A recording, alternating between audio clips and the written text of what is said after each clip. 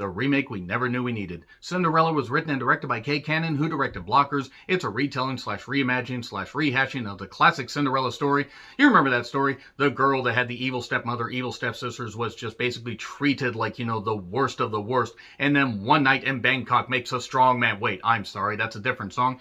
She manages to get to a ball and the prince falls in love with her and then has to go on the search to find out who the glass slipper fits. And then they live happily ever after, the end. It's not like the Disney animated version from the 1950s. It was quite good, filled with life, exuberance, and energy, and mice singing about Cinderella. It's not even like the live-action edition with a bit of a twist, Ever After in 1997 with Drew Barrymore, that was quite good in its own right. Nope, this is an Amazon original, free for Amazon Prime members.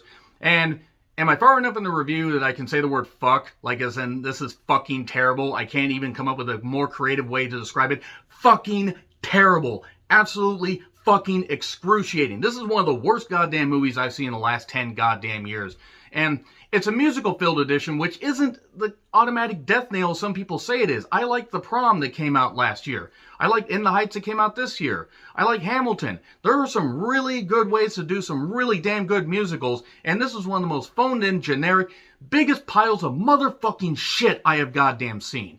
I can't fucking believe that people were actually paid to be in this. The special effects were seemingly done by people that were given 2 days to do the work that should have taken a goddamn month. And there wasn't even that much special effect work in this goddamn thing. It was fucking excruciating. So anyway, Cinderella is played by somebody named Camila Cabello that I've never heard of, but people told me she was a singer, and if this is as good as she can act, she should stick to singing, and if that's as good as she can sing, she should stick to acting. Basically, I'm just saying that this wasn't very good, and she's not even the worst of the problems, but since she's the lead, she's going to get a lot of scrutiny for this. This movie couldn't have been saved no matter who you fucking put in this goddamn lead role. And she does play the titular, which I promise you is a word I react to with the good taste and maturity everybody could come to expect from me. And she plays Cinderella. And then there's Prince Robert, Nicholas Galitzine. I apologize if I screw up any of these names. You have Vivian, that's the evil stepmother. Inda Menzel, that I've seen in numerous movies. And you have King Rowan. No, not the Bludgeon Brother version of Rowan. He was not swinging a hammer at everybody that greenlit this pile of shit. More in the pity, played by Pierce Brosnan. This movie pretty much cements what Mamma Mia cemented for Pierce Brosnan. He's a great actor, a tremendous actor. He can't fucking sing to save his goddamn life. And trust me, with as many musical intros as I've done for my various videos over the past few months, I know something about people that can't sing. Minnie Driver's in this. I would, and you would too. And there is Taluia Grieve, or Greve, I'm probably mispronouncing that. She plays the sister of the prince. And then there's Fabulous Godmother, Billy Porter. Billy Porter was terrific in the season of American Horror Story. He's actually a terrific actor in his own right, and they somehow managed to make Billy Porter seem meaningless in this. He could have actually been somebody that they really, could have, I'm not saying centered the movie around because it is called Cinderella, but he's in like a couple scenes, that's it. That's all he's fucking in. And then there's one of three rats named James, played by James Corden. Boy, that must have been a real goddamn stretch for James Corden to play a, character named James. Let me just say right now, I don't think that James Corden is a bad guy, but there are two types of James Corden movies. There's Cats, and then there's The Prom. He actually helped The Prom quite a bit, but also that comes down to the rest of the cast being really goddamn strong, and he was a bit restrained. Unfortunately, this is more like Cats James Corden, where he's really goddamn annoying. I hated Cats. It was absolutely excruciating, motherfucking terrible. I couldn't believe that they somehow managed to make that goddamn movie. And this manages to be simultaneously one of the most boring musicals that I've seen, and also one of the most pain-inducing musicals that I've seen in quite a goddamn while. I could not believe what I was watching. Within the first 2 minutes, they managed to ruin Janet Jackson's Rhythm Nation because they just take a bunch of pop songs from the 80s and current, and everything, and just decide, hey, we're going to put our own spin on them. They even managed to put make a bad version of Somebody to Love Me. I just need somebody to love, that classic song.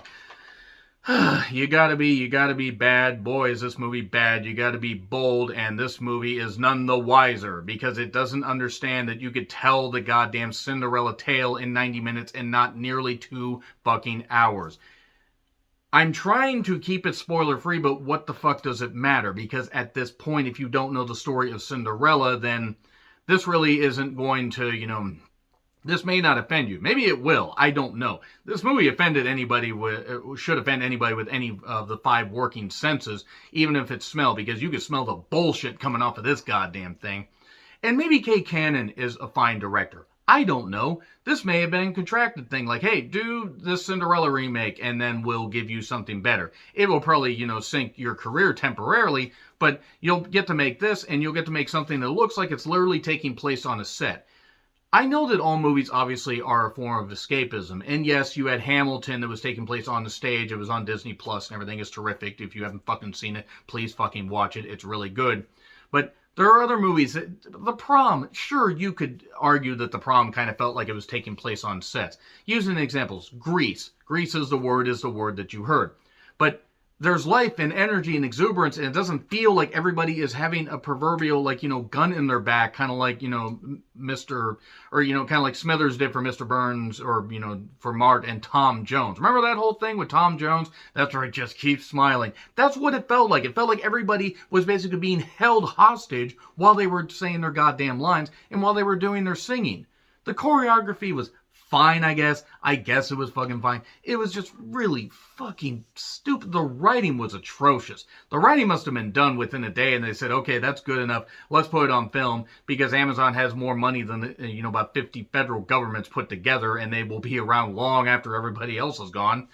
And then they even did versions of the Material Girl, which isn't the best song in the goddamn world. It's not even in Madonna's top 10, even though it was really goddamn good, but they managed to make that song absolute shit.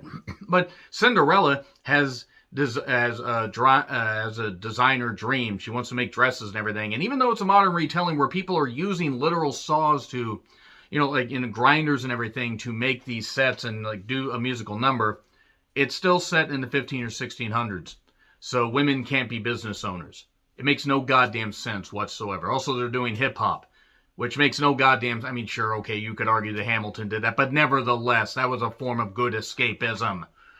She has these dreams of being a designer, and her evil stepmother and so many other people like, no, women can't be that. You have to marry into wealth and everything and stuff like that, which might have been something kind of good to do, but have I mentioned that Camila Cabello wasn't really all that good in this? I mean, I feel like I should mention that again, because if this is a way to launch a singer into, an acting career, it's just going to launch her up and then she's going to tumble down like the goddamn Challenger. Because this could sink an acting career, at least for the time being. Some people have been in way worse shit and have gotten over it. But my God, this was like Pierce Brosnan, Minnie Driver, 2 pretty proud actors. And I'm not saying we're ever A-list, but they were pretty goddamn good as far as their consistent work. And I don't know how in God's name this movie got made. I don't know how the musical numbers were put together. I assume that everybody was just taking copious amounts of drugs, or they were basically, or maybe, I don't know. Is this part of the contract that you sign with Amazon, where you make the deal with a form of the devil, but not the devil, because the devil is actually good? No, this is just some form of some deity that you make. You just sign a contract and everything, and then you have to make a really bad movie like this. I have no other explanation for why this movie is so goddamn bad. The town crier stuff, this guy just is on this landing thing and this overhang, and he's just constantly recounting the plot. It kind of reminds me of the pigeons rapping during Tom and Jerry, which I also fucking hated. Tom and Jerry was an excruciating movie. I don't know if it's coming across here, but I'm not really a fan of this movie, in case you can't tell. And I knew I was in trouble within the first few minutes, but I'm like, you know what? I could have been wrong. Within 30 minutes, I knew what grade I was going to give this thing.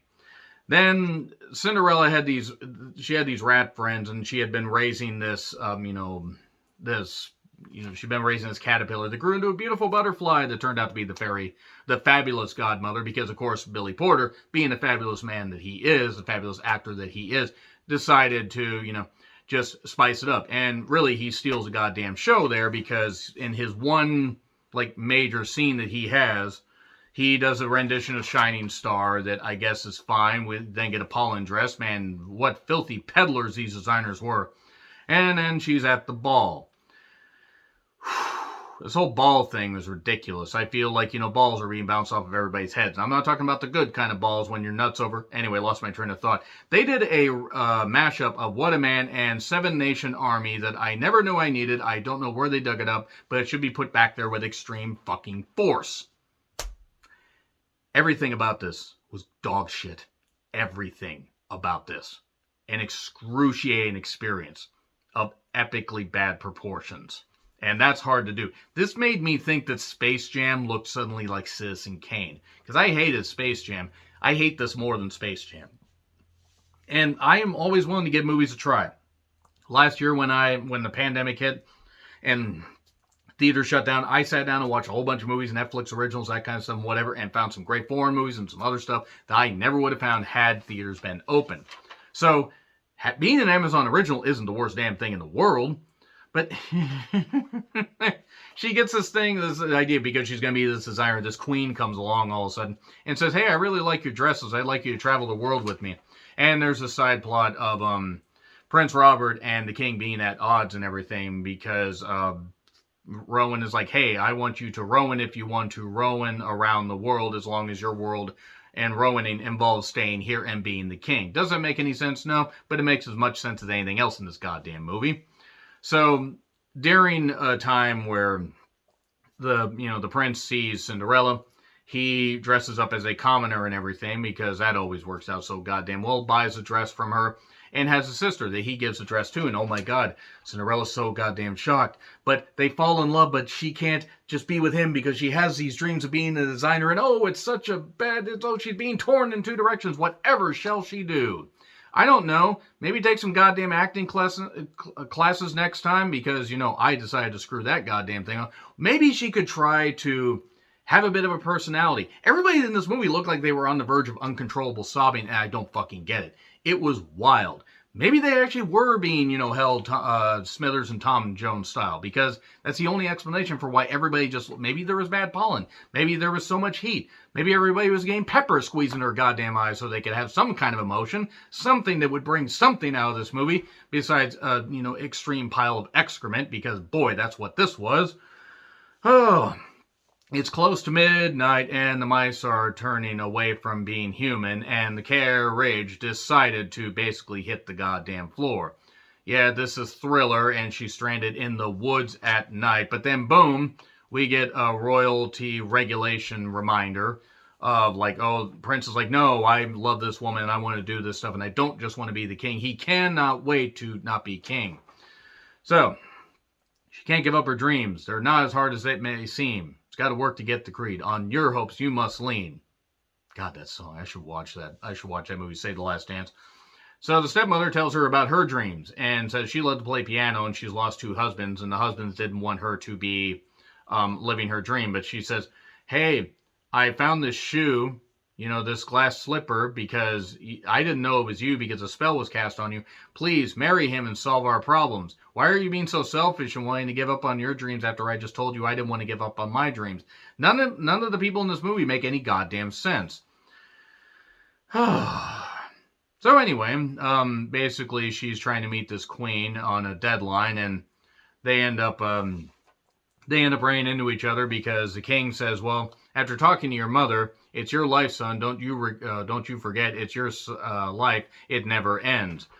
So he goes knocking on the doors and eventually runs into Cinderella, and they choose each other. Pikachu, I choose you. And yeah, Pierce Brosnan cuts a song, and I wanted to just crawl in a hole and never come out of it.